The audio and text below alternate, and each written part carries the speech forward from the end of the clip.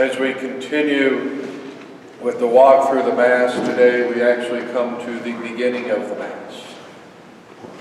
With the people, we say, now gathered, and we recall that as they gather together, the presence of Christ is within them. The priest enters. And through the configuration that the priest has received in his ordination, he also bears a particular presence of Christ. So what we see here is that second presence coming into play. That it is the presence of Christ who are reminded is at work through him in the sacraments. That the confession received is Christ giving absolution. That in the sacrament of marriage it is Christ who is present to receive the consent of husband and wife. And also the priest is a sign of Christ's continuing work of salvation.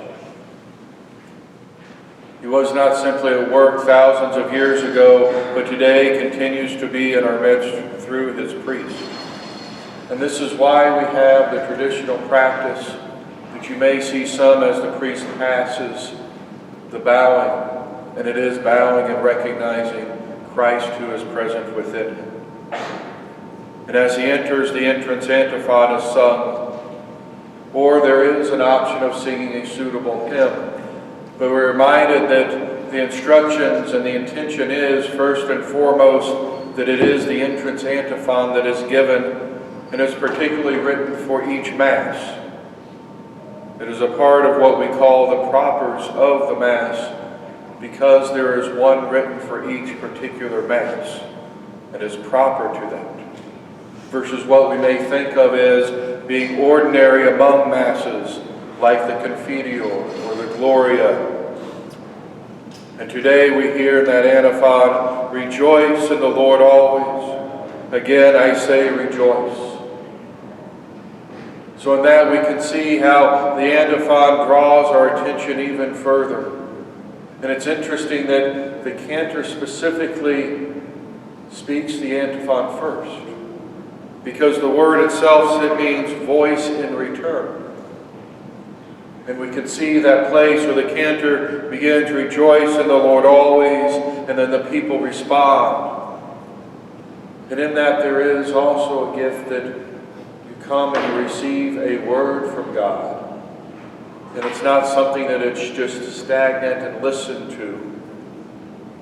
But in the case of all of God's words, we respond by repeating. By giving back to God the words, the wisdom, the way that he is trying to guide us, we follow him.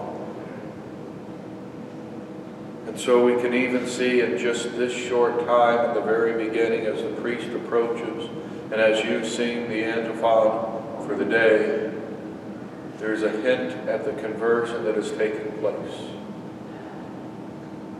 That God first gives to us and gives to you.